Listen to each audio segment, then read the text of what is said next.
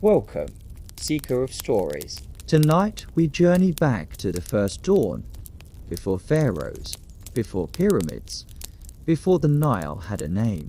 We return to the moment the world awoke to Zep-Tepi, the first occasion when the sun first rose from the endless waters, and the gods shaped order out of chaos. This is the Egyptian tale of the sun and creation. In the beginning, there was no land, no sky, no sound, only new, the infinite waters, silent and dark. Out of this ocean of possibility rose the Benben, the first mound, glistening like the tip of a pyramid at sunrise.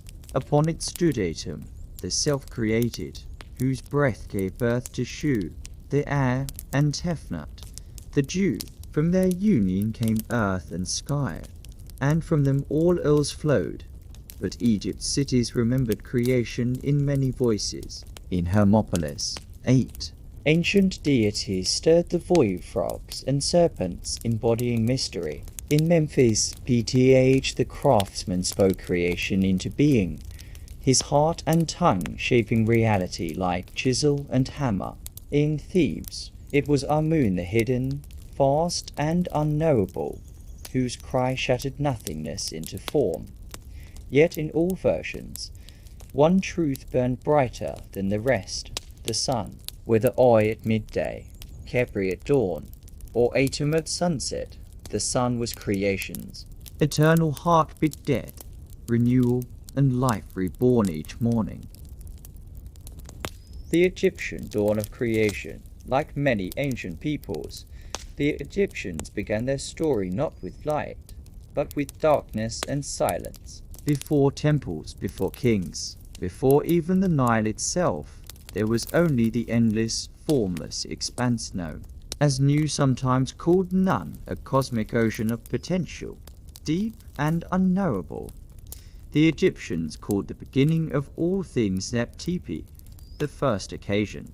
To them, creation was not the sudden appearance of the world, but a slow emergence, like the Nile's fertile waters receding to reveal new land. Out of the flood of Nu rose the Benben, a mound shaped like the tip of a pyramid. This shape was sacred, for it symbolized both stability and emergence. Upon it, life first touched the world jot. It is no accident that this word echoes the Bennu bird, Egypt's phoenix, the heron-like spirit of rebirth that heralded renewal. Just as the bird rose again after fire, so the world itself had risen from chaos after endless stillness.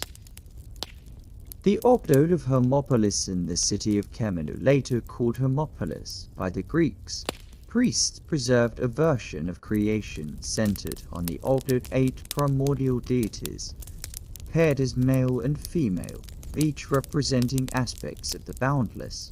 Waterstot and Net, the limitless depths, the lifeless sea, Hau and Hohet, infinity itself, the endless expanse of time and space, Kuk and Kaukit, the dim darkness, the shadow that swallows all shape, Amun and Amanet, the hidden, the unseen mystery, the obscurity within the waters, together. They represented not matter, but conditions of existence, darkness, hiddenness, limitlessness. The men were depicted as frogs, the women as serpents, symbols of fertility and watery domains. When the Ogdoad stirred together, their imbalance forced something new to rise, the first Benben, the mound of creation, and from it the sun burst forth, blazing into the darkness and beginning the cycle of light and order.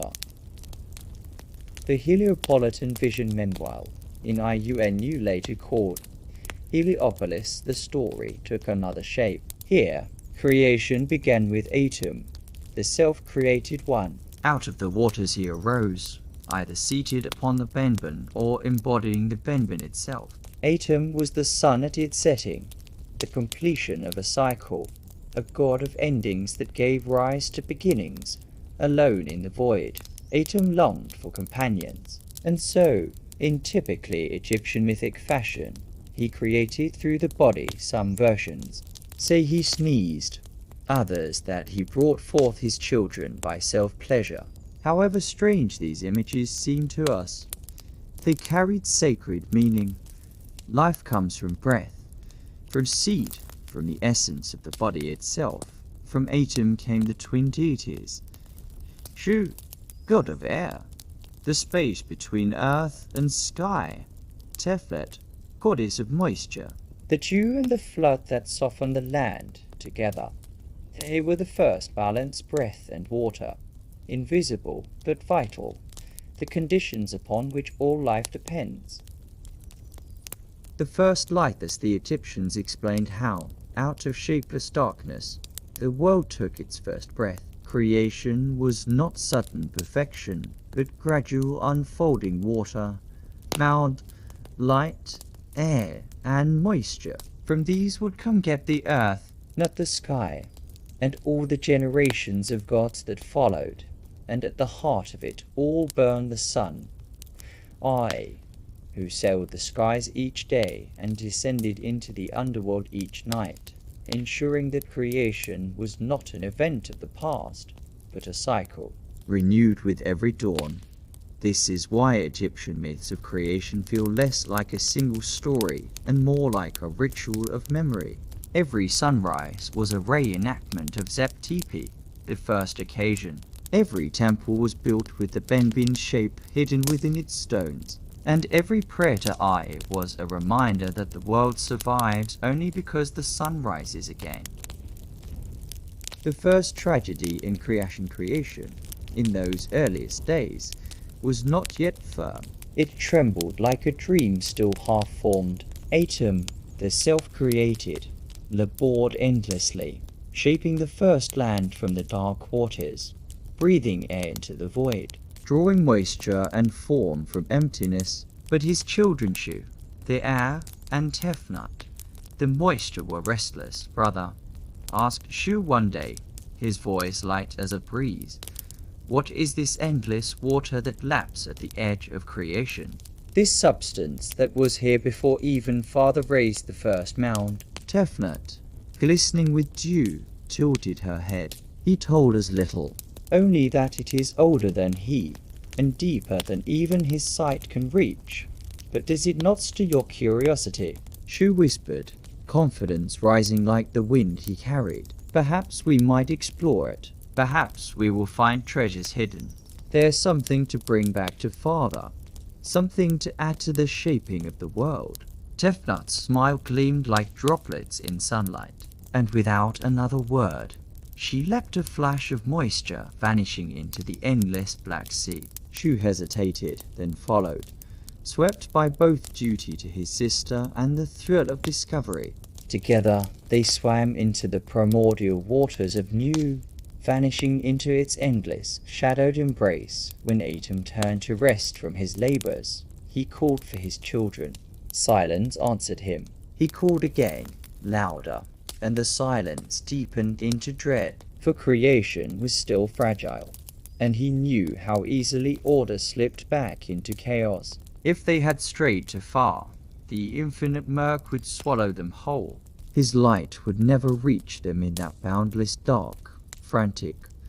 Atum's heart thundered. What have I overlooked? What have I failed to bind? His gaze fell upon the waters where faint ripples swirled. In that moment, he knew they had gone where even he feared to tread, into New, into the beginning that had no end. Desperation seized him, and in desperation, gods create. Atum reached to his own face and plucked out his right eye. The pain was immense, but his will was greater.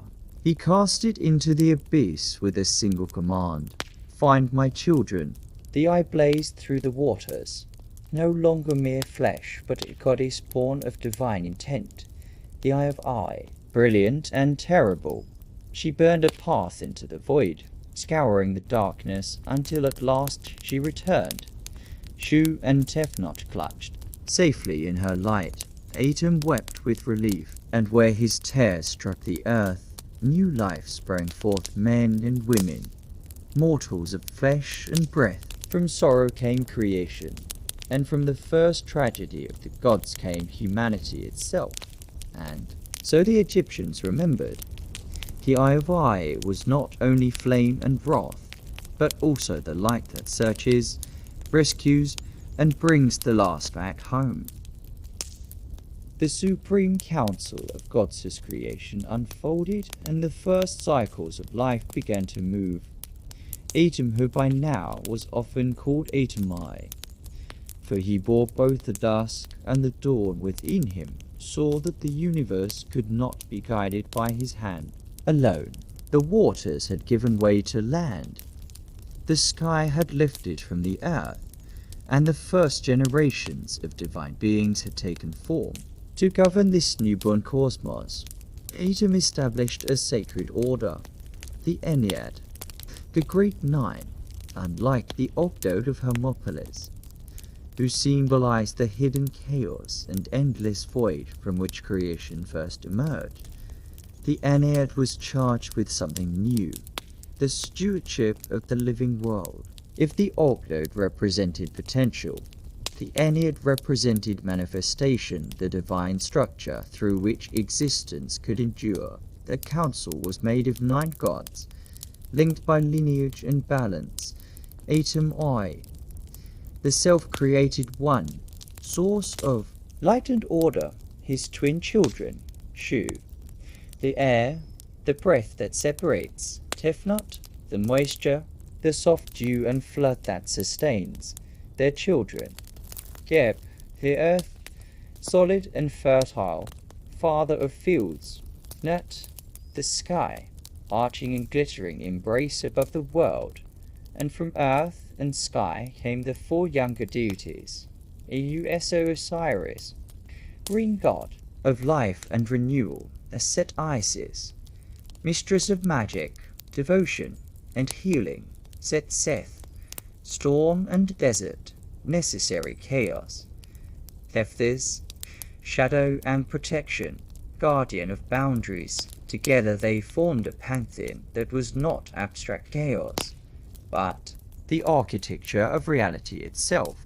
Each member was tied to elements people could touch, see, and feel the air in their lungs, the water in their hands, the soil beneath their feet, the stars above their heads, the love and conflict within their families.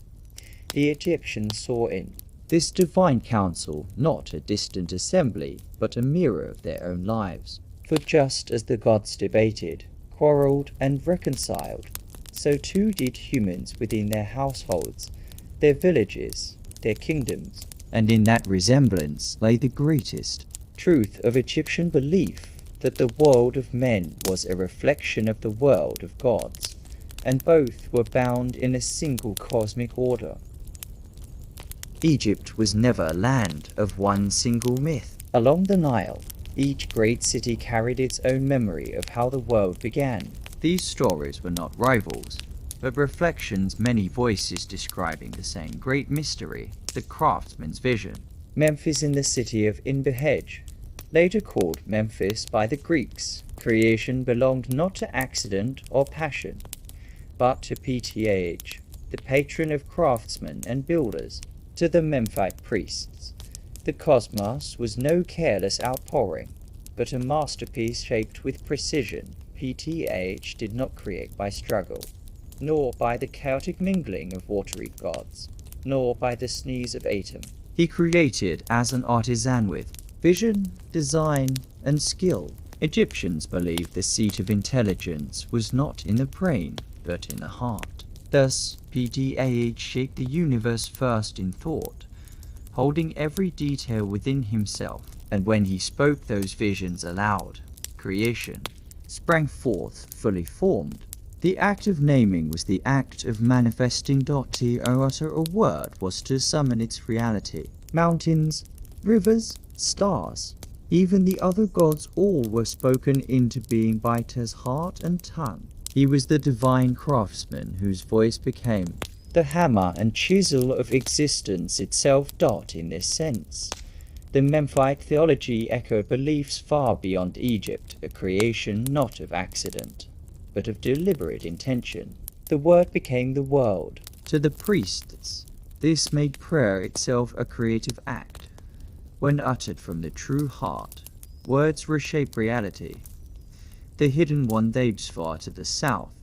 In Wasit later Thebes, another vision of creation was preserved. Here, the supreme god was our moon, the hidden one, a force so vast and veiled that even the other gods could not comprehend his nature. To the Thebans, Amun was not simply a deity among others, he was the mystery within them all.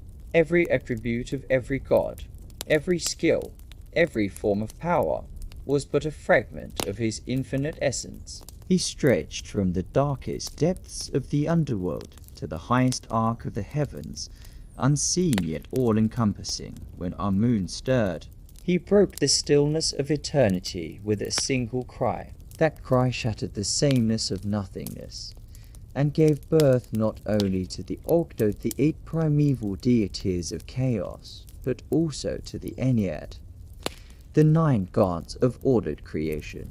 All things, all gods, all cycles of life, were his emanations. To the people of Thebes, their city itself was sacred, for they believed it was there that the first mound, the original Benben, rose from the waters. Their temples were not only places of worship, but imitations of the world's first dawn, with each stone said to echo the shape of creation. Unity in diversity. Egypt carried many beginnings, Atum rising from the waters of Ayuenu, the Ogdoad of Hermopolis stirring the dark, BTAH crafting existence through word and thought at Memphis, our moon veiled in mystery at Thebes. Each tale emphasized a different truth. One spoke of emergence, one of chaos, one of craft, one of hidden divinity. But all pointed to the same eternal rhythm, from darkness, light, from silence, sound, from the unseen, the world revealed. And so the Egyptians lived not with one creation, myth, but with a chorus of them, each city singing its own verse, together composing the hymn of how the sun first rose, and how the world became. The sun, the heart of creation, the center of every Egyptian creation story. No matter the city or the god exalted, burned one constant truth. The sun was life itself. Without it, the Nile would not rise, the crops would not grow, and the gods themselves would not endure. All of Kemet worshipped at least one aspect of the solar power, for the sun's cycle was the mirror of existence, birth, radiance, decline, and renewal. The priests of Heliopolis, the city of the sun, proclaimed that when Atum plucked out his diviner to search for his lost children, Shu and Tefnut, that I became not just sight, but light itself. It was the first flame in darkness, the radiant force that allowed creation to see and be seen. That eye of eye, fierce and watchful, took many forms throughout Egyptian myth. Sometimes it was Bastet, the gentle cat who guarded with tenderness. Sometimes Sekhmet, the lioness whose fury scorched battlefields. Sometimes Hathor, radiant with love. Sometimes Mut, the great mother. And sometimes Wadjet, the cobra that spat fire against the enemies of Ai. Always it was protection. Always it was power, and often it was depicted as the solar disk, blazing upon the foreheads of gods and kings. The sun itself was understood in many aspects, each bound to a god. I embodied the midday zenith, when the sun burned most fiercely, nourishing fields and banishing shadow. Khepri, the scarab, represented the morning sun, rolling it up from the horizon like a beetle rolling its eternal ball, a symbol of rebirth and the rising of each new day. Atum, as we have seen, was the setting sun, crimson with completion, the god of endings and fulfillment, who ensured that what was created endured. Aten, in contrast, was the visible solar disk itself, not its warmth or its divinity, but its naked form in the sky. Later, Aten would rise to power in the radical worship of Pharaoh Akhenaten, but in older traditions, he was a lesser face of the greater sun. And when the day ended and the light fell beneath the horizon, the sun was not extinguished. It travelled through the duat, the unseen underworld, replenishing itself in the darkness. Here it was tied to Pth, the craftsman, who shaped renewal through the night so that the sun could rise again. As master of both art and fertility, Pth represented the secret labor that takes place in darkness, seeds growing in the soil, ideas forming in silence, and the sun restoring its strength before another dawn. Thus, the sun was not a single god, but a cycle of divinities, each representing a moment in the eternal passage of time. Morning, noon, sunset, and midnight, all sacred, all divine, all necessary. The Egyptians saw in this cycle the very pattern of existence: birth, growth, decline, death, and rebirth. And so the myths of creation endure, not as fragments of forgotten lore, but as mirrors of the world we still inhabit. Every sunrise is a reenactment of Zep-Tepi, the first occasion. Every shadow cast upon the Nile is proof that chaos remains at the edges, waiting, and every heartbeat carries the truth the Egyptians knew, that life is a cycle of birth, death, and rebirth as certain as the sun's daily voyage across the sky. For Atum still sets in crimson light.